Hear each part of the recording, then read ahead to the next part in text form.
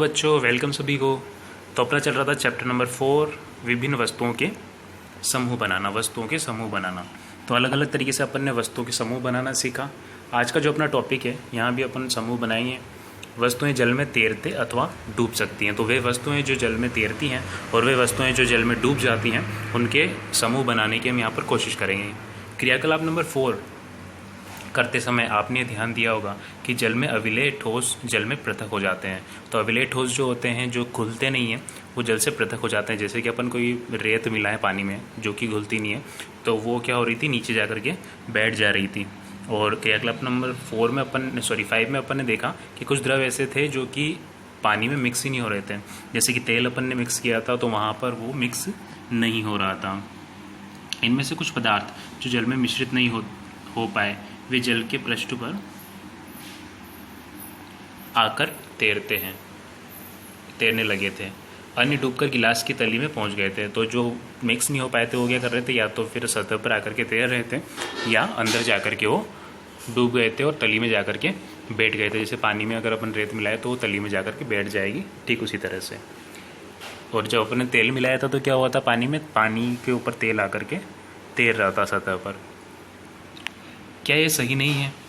हम ऐसे बहुत से उदाहरण दे सकते हैं जिनमें पदार्थ जल में तैरते रहते हैं अथवा डूब जाते हैं। तो ऐसी बहुत सारी चीज़ें हैं जो कि जल में तैरती रहती है, और बहुत सारी चीज़ें ऐसी हैं जो कि अगर अपन जल में डालेंगे तो डूब जाएगी। चित्र 4.6, तो 4.6 देख लेते हैं। चलो अपन चित्र, यहाँ चित्र में आपको दिखाया गया है ऐसी वस्तुएं जो जल में तैर भी सकती हैं, और कुछ वस्तुएं ऐसी हैं जो जल में डूब जाती है। तो आप चित्र में देख सकते हो, पत्ती है, लकड़ी का टुकड़ा है, एक बॉल है यहाँ पर। तो अगर इसको अपन पानी में डालेंगे तो तैरने लग जाएंगी। और नीचे देख सकते हो आप, एक की है, चाबी है, सिक्के हैं कुछ। तो ये क्या होते हैं, लोहे के होते हैं, जो कि भारी होते हैं और ये पानी में डूब जाते हैं। तो आपको पता चल गया होगा कि कौन कौन सी वो कुछ वस्तुएं हैं जो पानी में तैरती हैं, और कुछ जो होती है वो डूब जाती हैं।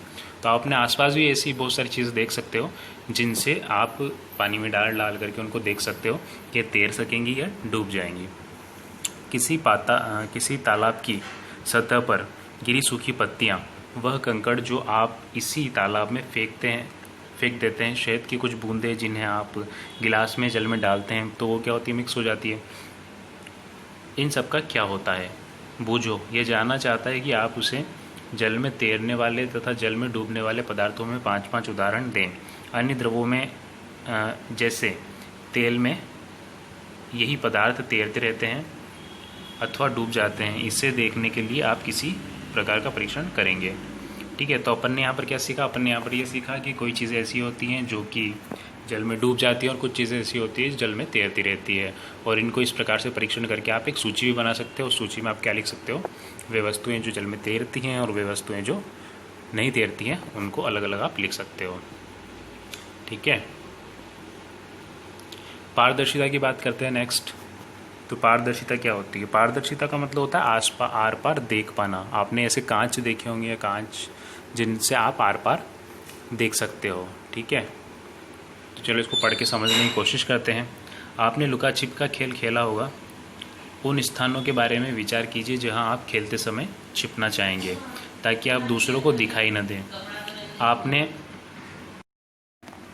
क्या आपने कभी शीशे की खिड़की के पीछे छिपने का प्रयास किया है? स्पष्ट रूप से नहीं, क्योंकि ऐसा करने पर आपका मित्र शीशे में देखकर आपका पता लगा लेगा।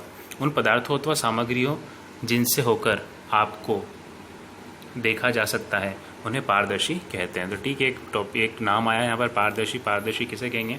जैसे कि आप खेलते समय क्या करते हो, कांच के पीछे जाकर नहीं छुपते हो, कांच की खिड़की के पीछे जाकर के नहीं छुपते हो। क्योंकि होगा क्या, कांच पारदर्शी होता है और कांच में से वो जो व्यक्ति है, वो जो लड़का है जो आपके साथ खेल रहा है, वो आपको देख लेगा, और उसके पीछे छिपने से कोई फ़ायदा नहीं है। तो यहाँ पर अपन को ये पता चलता है कि जिन चीज़ों से अपन आर पार देख सकते हैं, वो चीज़ें क्या होती है, पारदर्शी होती है। जैसे कांच होते हैं, पारदर्शी होते हैं, आर पार आप देख सकते हो, जो चश्मे के कांच आपने देखे होंगे। या फिर पानी होता है, पानी के भी आर पार आप देख सकते हो। पानी किसी पात्र में भरा हो तो उसका पैंदा जो है, या उसके पैंदे में क्या चीज़ पड़ी हुई है, वो आप देख सकते हो। तो ये चीज़ें जो होती है वो पारदर्शी होती है। तो चलिए आगे चलते हैं। कांच, जल, वायु कुछ प्लास्टिक के पारदर्शी पदार्थ के उदाहरण हैं। कुछ प्लास्टिक भी होते हैं जो पारदर्शी होते हैं। कांच होती है, वायु होती है, हवा होती है। हवा के आर पार आप देख सकते हो। हवा हमेशा हमारा चारों तरफ रहती है, उसके आर पार भी अपन देख सकते हैं। कांच होता है, जल होता है, इसमें आप आर पार देख सकते हो। प्रायः दुकानदार बिस्कुट की मिठाइयाँ तथा अन्य खाद्य पदार्थ को कांच अथवा प्लास्टिक के पारदर्शी पात्रों में ही रखता है। तो आप कहीं भी दुकान पर जाते हो, दुकान पर मिठाइयाँ हैं, चॉकलेट्स वगैरह हैं, तो ये बर्नी में कुछ पात्रों में रखी होती है। वो पात्र क्या होते हैं? पारदर्शी होते हैं, जिनसे आर पार आप देख सकते हो। वो ऐसा क्यों करता है? जो भी कस्टमर है, जो भी ग्राहक है, वो आराम से इनको देख सके और अपनी पसंद की चीज़ ले सके। तो देखिए यहाँ पर चित्र भी दिया हुआ है एक छोटी सी दुकान का। तो यहाँ पर जितनी भी वस्तुएं वो सारी काय में रखी हुई है, कांच की के पात्रों में रखी हुई है, प्लास्टिक के पात्रों में रखी हुई है, जो कि क्या है? पारदर्शी है। चलिए आगे चलते हैं। तो देखो बूझो यहाँ कोई प्रयोग करने की कोशिश कर रहा है। इसने कांच लिया है, 3 तरह के कांच लिए हैं, तीनों कांचों में, तीनों चीज़ों में देखने की कोशिश कर रहा है। चलिए जानते हैं क्या कर रहा है ये। करते हैं ताकि खरीदार इन चीज़ों को आसानी से देख सकें। इसके विपरीत कुछ ऐसे पदार्थ होते हैं जिनसे होकर आप वस्तुओं को नहीं देख सकते। इन पदार्थों को अपारदर्शी कहते हैं। तो कुछ चीज़ें ऐसी होती हैं जो इनके पार आप नहीं देख सकते, जैसे दीवार है, ठीक है, तो इनके आर पार आप नहीं देख सकते।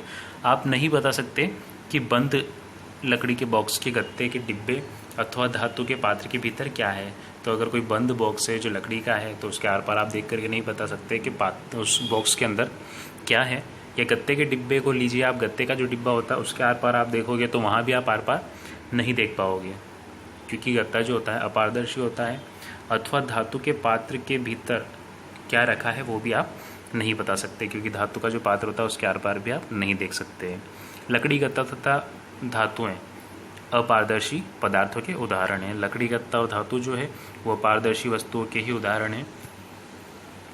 क्या अब ये समझते हैं कि हम बिना किसी भ्रांति के सभी पदार्थों और वस्तुओं को पारदर्शी अपारदर्शी के समूह में बांट सकते हैं? तो जितनी भी चीज़ें हैं आपके आसपास उनको देख करके आप बता सकते हो अब कि कौन सी चीज़ पारदर्शी होती है, कौन सी अपारदर्शी होती है।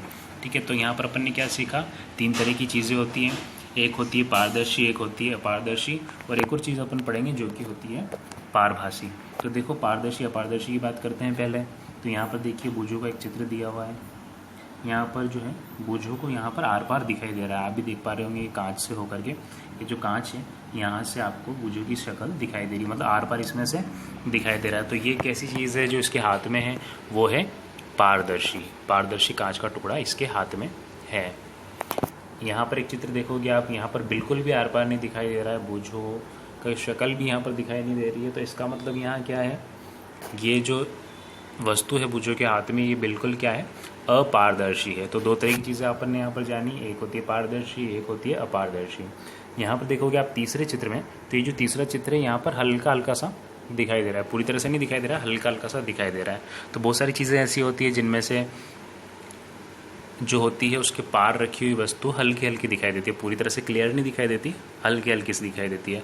एक एग्जाम्पल अपन ले सकते हैं, कागज़। तेल लगा कागज़ जो होता है वो, उसको जब आप किसी लाइट को या बल्ब को जलता हुआ देखोगे, कागज़ के अंदर से कागज़ को बीच में रख करके अगर आप देखोगे, जैसे बूझो ने रख रखा है और यहाँ पर मान लो एक बल्ब जल रहा है, तो अगर बूझो इस बल्ब को देख रहा है तो वो उसको क्लियर तो नहीं दिखाई देगा, लेकिन हल्का हल्का दिखाई देगा। तो तेल लगा हुआ कागज़ जो होता है वो जो होता है पारभासी होता है, मतलब पार की चीज़ आप देख नहीं सकते लेकिन उसका आभास कर सकते हो। तो 2 चीज़ तो आपने क्लियर कर ली यहाँ पर। देखो, एक तो है पारदर्शी और एक है अपारदर्शी। पारभासी की चलो अभी और बात करते हैं अपन।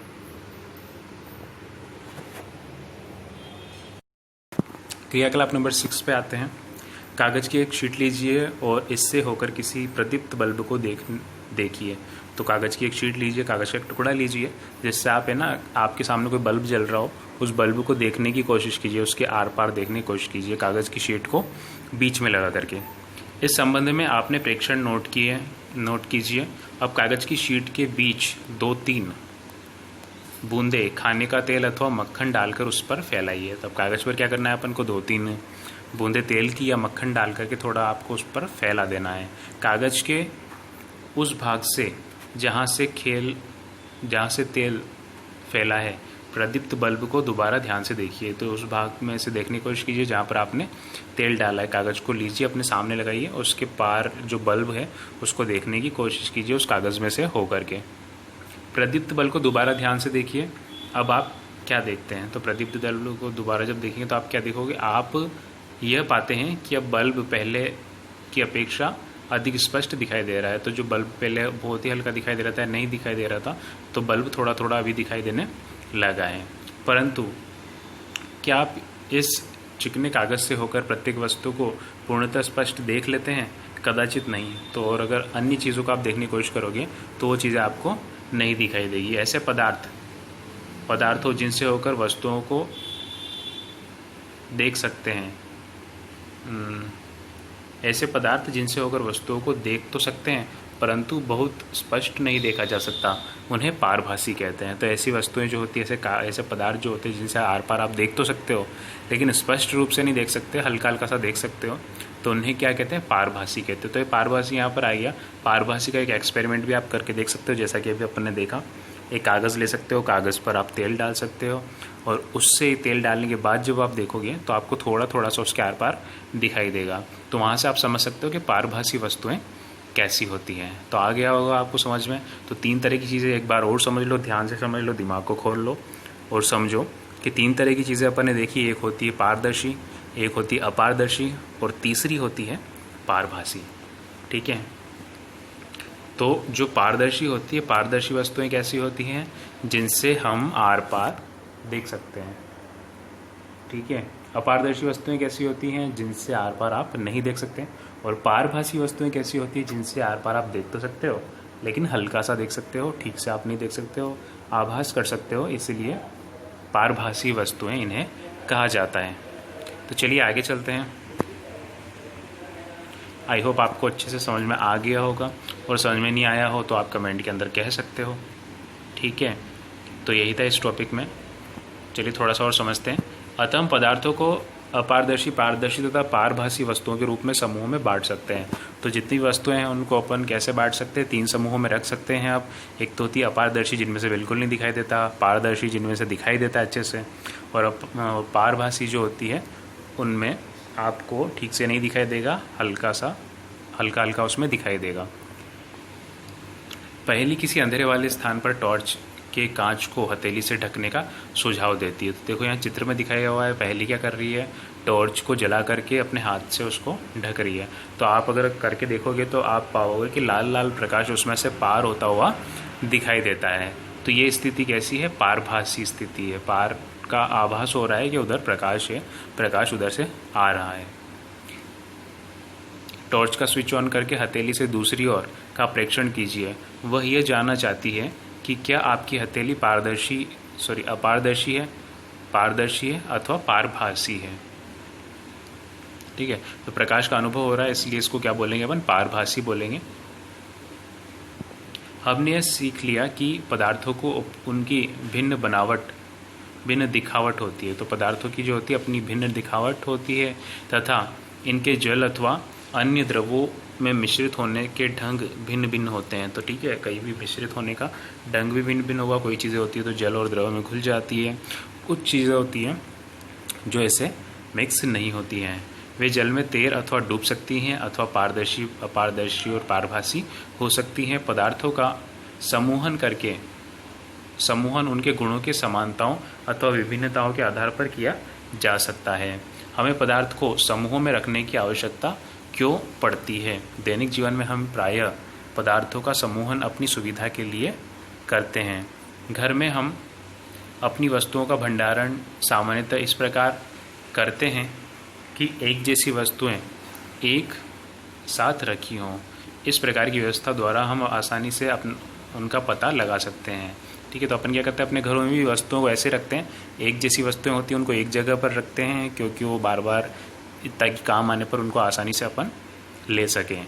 इसी प्रकार कोई पंसारी प्रायः सभी प्रकार के बिस्कुटों को अपनी दुकान में एक कोने में रखता है, सभी साबुनों को अन्य स्थान पर रखता है, जबकि अनाज तथा दालों का भंडारण किसी अन्य स्थान पर करता है। जो किराने की दुकान होती है, पंसारी की दुकान होती है, वहाँ पर भी आप जाते हो तो वहाँ पर क्या करता है वो दुकानदार? सभी प्रकार की वस्तुओं को अलग अलग जमा करके रखता है। सभी प्रकार के बिस्किट्स जो होते हैं वो अलग रखता है, अनाज जो होते हैं वो अलग रखता है, साबुन वगैरह जो होते हैं वो भी वो अलग अलग रखता है, ताकि जब ज़रूरत पड़े तो अपन वो चीज़ को आसानी से ढूंढ पाएँ।